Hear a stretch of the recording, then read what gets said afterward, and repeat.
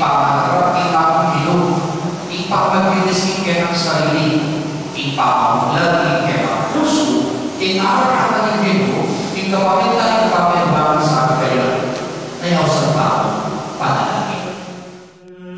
Kuling ipapagayon ko, itagbis mo kailangan, yakin, iibigay mo, karihan mo, ang yakin bakit ito ba, titiranin, sarili para hindi ng asaw na kita.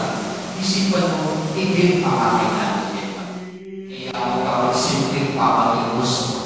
Ano mo kasi namin kasi simpleng pamakilos, kaya pinitang hindi lang labis-labis kayo. Ketika sobrang pera, sobrang barya, ibigay ka naman yan. Anyway, yung kailangan. Sobrang pamakan, itake mo lang. Sobrang imanan, bibigyan mo lang, kakapit mo ka ng imanan, pwede isang taong sabo.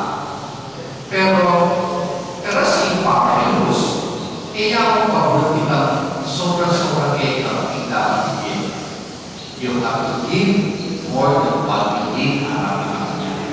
Iba't imbis mong kailangan mo, ganito niya.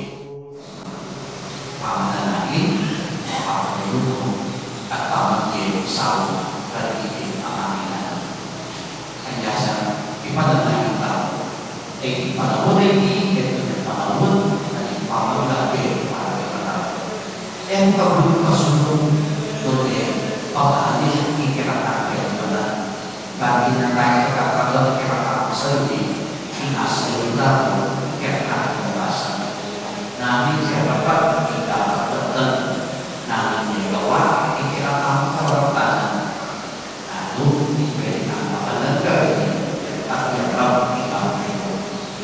Sana, ibalan kayo ng ikiratang luto yung maging tunay at bagay tao, ikikawan ng korespond ikikawan ng tao para masaya, tunay makapaglunan tayo ng pagkasusyan, imbisten na masaya ng lugarin ng tao at pag-uwi, imanigayang kaso ng ebe tayo sa gusto na bago-tago, kapit ng pera at siguro na inugulan ng Diyos para kailangan. Lumabay niya ang katamaluhan ng Diyos na siguro ipalitan kayo bilang kapakibalan at ikaysa ng Diyos. Itago na itago sa kanya.